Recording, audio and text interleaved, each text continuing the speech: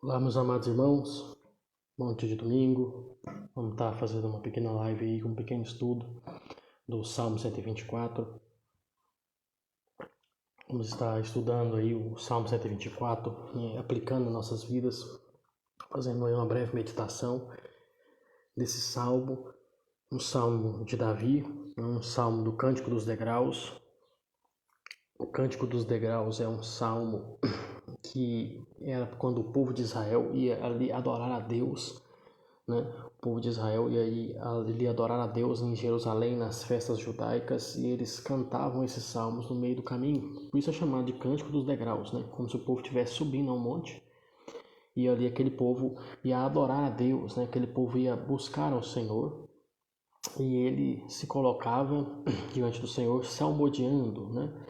Então a Bíblia aqui vai nos dizer que é um cântico a Deus. O livro dos Salmos é um livro de oração e um livro de cântico a Deus, né? Um livro de busca a Deus, um livro de mostrar quem Deus é e o que Deus faz, um livro dos atributos de Deus. E vamos então estar orando, vamos estar aí buscando a face de Deus em nome de Jesus Cristo, né? Que Deus possa nos abençoar hoje, possa nos dar entendimento da sua palavra. Amém? Vamos orar então. Senhor, nosso Deus e Pai, que o Senhor Todo-Poderoso venha nos dar entendimento dessa palavra, venha nos livrar da assolação, venha nos livrar desse tempo de dificuldade, que o Senhor Deus possa fortalecer o seu povo e fazer aquele que não é seu povo. Que o Senhor Deus possa nos dar entendimento, sabedoria, nos guiar e nos iluminar diante dessa palavra, que é a palavra da vida e a palavra da morte. Senhor Jesus Cristo, que o Senhor Deus venha nos abençoar, Deus Santo. Se nós estamos falhos, que o Senhor Deus possa nos consertar. Se estamos caídos, que o Senhor Deus nos levante. Em nome de Jesus Cristo. Amém. Bom, Salmo 124, ele fala assim: se não for o Senhor que esteja ao nosso lado, ora diga Israel, se não for o Senhor que esteve ao nosso lado, quando os homens se levantaram contra nós, eles então nos teriam engolido vivos, quando a sua ira se acendeu contra nós. Então as águas teriam transbordado sobre nós, e a corrente teria passado sobre a nossa alma. Então as águas altivas teriam passado sobre a nossa alma. Bendito seja o Senhor, que não nos deu por presa aos seus dentes. A nossa alma escapou como um pássaro escapa do laço dos passarinheiros. O laço quebrou-se e nós escapamos. O nosso socorro está no nome do Senhor, que fez o céu e a terra. Bom, isso aqui é um cântico, né? Um cântico de repetição. O povo estava salmodiando Deus ali, cantando a Deus, né? E eles começam dizendo que Deus os livrou, né? Se não fora o Senhor ao nosso lado, se não fora Deus ao nosso lado, ora diga Israel, se não fora o Senhor ao nosso lado. Então a ideia aqui é igual do Salmo 121, né? O Senhor é a sombra à tua direita, o Senhor está tão perto quanto a sua sombra. Na verdade, Deus está mais perto do que a sua sombra. Eu e você devemos confiar em Deus a nossa vida, a nossa alma, a nossa existência tem que estar em Deus. Temos que confiar nas mãos dele, temos que confiar nos seus desígnios, decretos, né? E buscar a sua presença, buscar a sua palavra. É um tempo de aflição, um tempo de dificuldade extrema na nossa sociedade, né? O Brasil está passando por algumas situações políticas, econômicas, sociais que nunca havia passado. Então nós devemos aí ter confiança em Deus, né? Temos que estar aí pregados no Senhor. Ele diz assim, verso 2: se não for o Senhor que esteja ao nosso lado, quando os homens se levantaram contra nós. Então a primeira coisa que Davi vai dizer aqui é que os homens se levantam contra nós, os homens se levantam contra nossas vidas. Salmo 124, verso 2: os homens se levantaram contra nós, os homens se opuseram contra nossas vidas, os homens se colocaram contra nossas vidas. Então nós, quando buscamos a Deus, teremos na nossa vida muitíssimas adversidades, inclusive pessoas que não concordam conosco, que não gostam de nós, que não compartilham da mesma ideia, pessoas que não buscam os mesmos ideais, os mesmos valores, né, que nós, os crentes, buscamos. Então eles se levantam contra nós. Isso aqui dá uma ideia de rebelião, uma ideia de rebelião. Davi sabia que era uma rebelião. O filho dele fez uma insurreição em Israel para matar ele e para tomar o trono dele. Então Davi sabia bem o que era uma insurreição, né? Aí ele diz no verso 3 assim: eles então teriam nos engolidos vivos, né? 124 verso 3, Salmo 124 verso 3, eles então teriam nos engolidos vivos.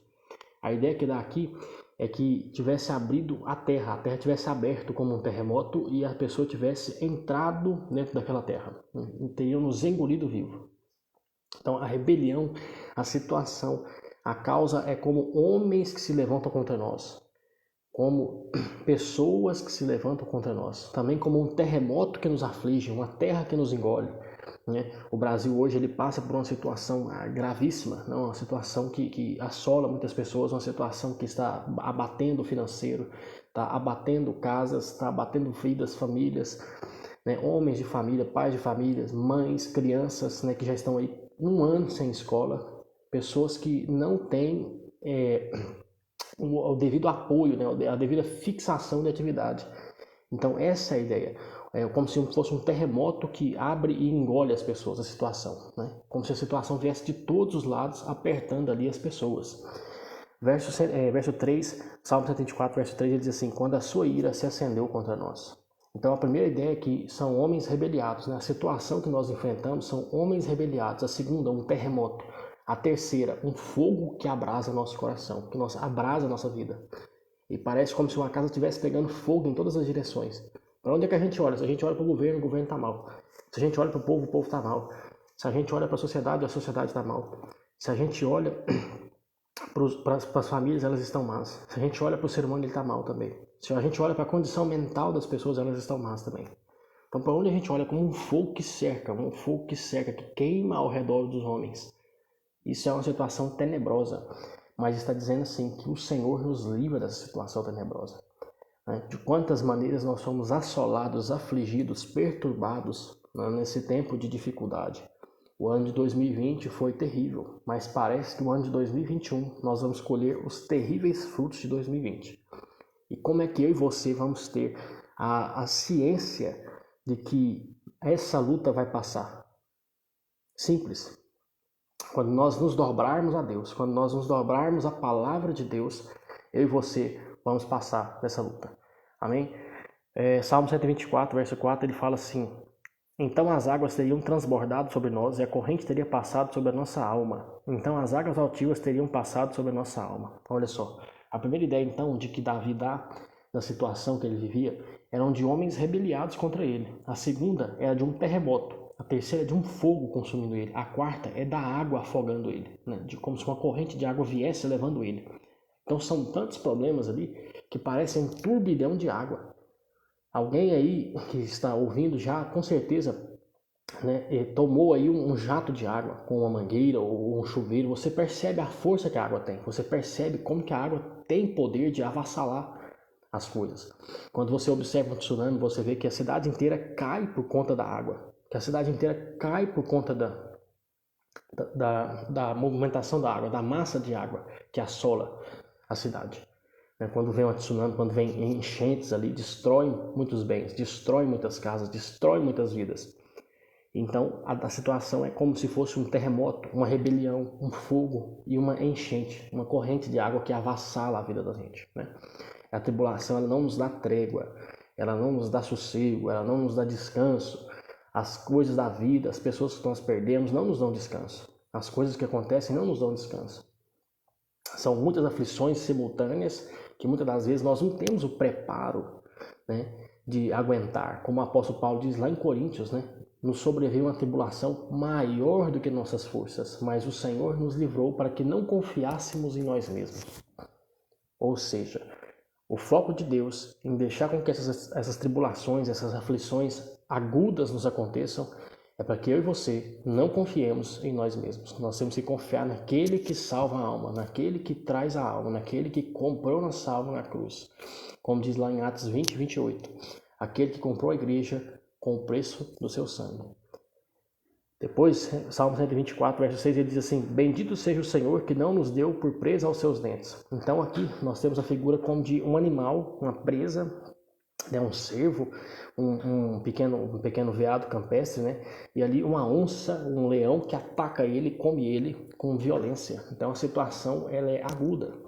Geralmente, quando o leão ataca a sua presa, quando o leão ataca aquilo que ele quer comer, é mortal. Principalmente quando ele pega no pescoço, quando ele pega na coluna, na cervical daquele animal, ele destronca aquele animal e ele acaba com aquele animal. Muito raramente esse animal se escapa, né? Consegue se escapar, se salva. Então a situação é tão aflita, tão violenta, que Davi compara ela com pessoas rebeliadas, com fogo, com um terremoto, com águas e com um leão comendo um animal. Então são situações extremas, são situações violentas que eu e você passamos, mas a graça de Deus nos dá fortaleza e a misericórdia de Deus nos dá liberdade, amém? Nos dá livramento. Este aqui é um salmo de livramento, um salmo de que Deus é pelo seu povo. No verso 7, ele vai falar assim: nossa alma escapou como um pássaro do laço dos passarinheiros. O laço quebrou-se e nós escapamos. Então ele vai dar uma sexta ideia. A primeira é de homens rebeliados, a segunda de um terremoto, a terceira de um fogo, a quarta de uma água, a quinta é de um leão comendo a sua presa, e agora ele vai dar uma outra ideia, como se fosse uma arapuca feita para um pássaro, né?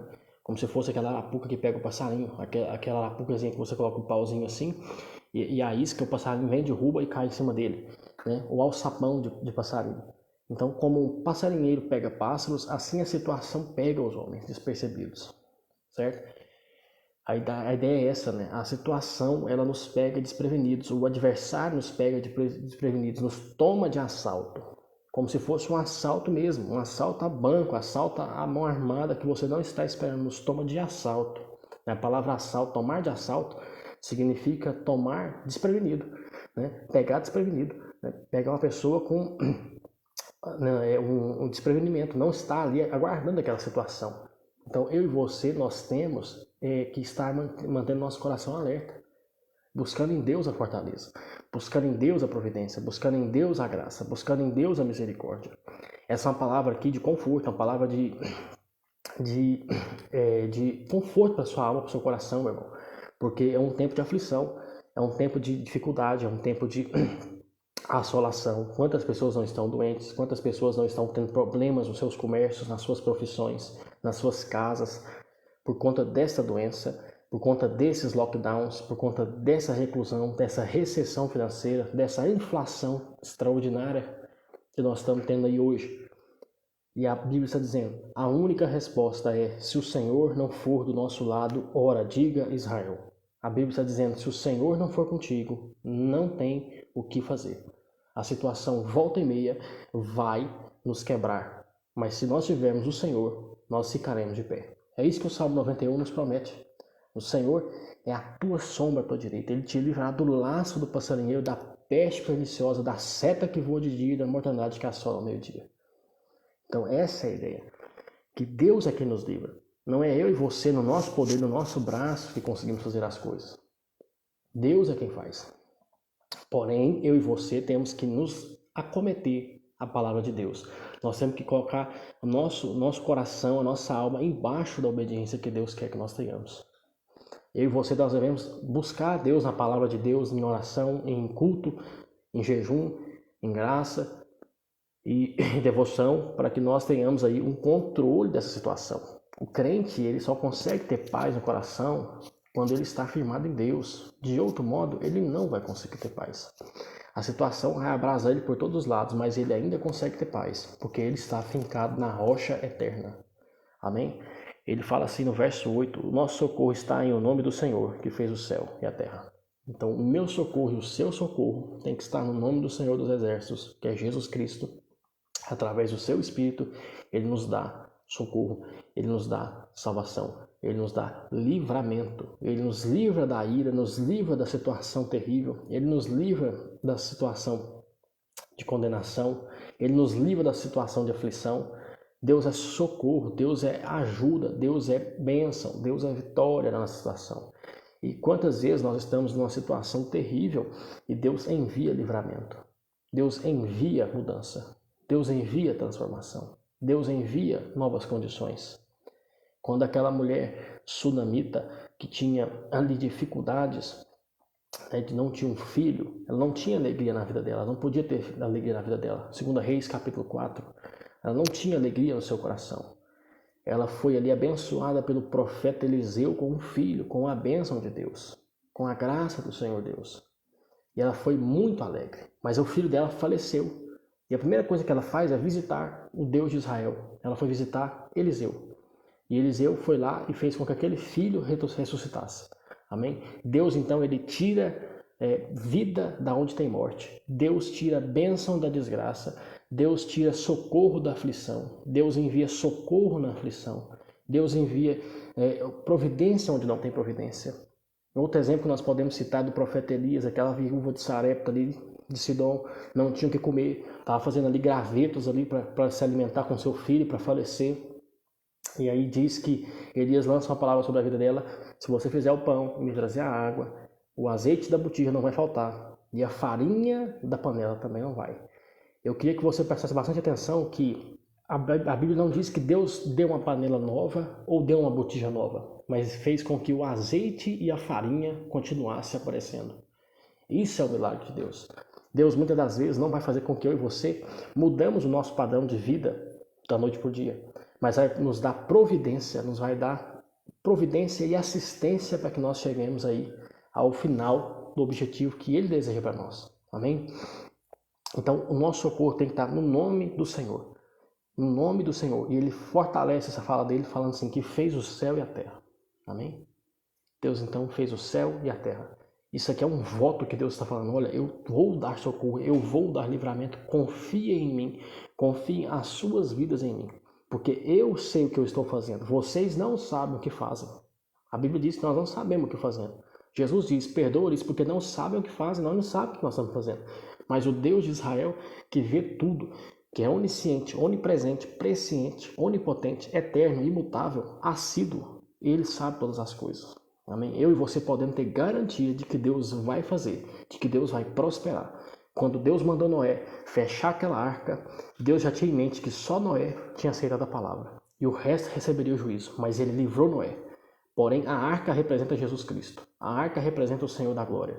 Então, eu e você temos que estar fincados em Deus, nós temos que estar fincados em Jesus, para que quando o dilúvio vier, a arca suporte.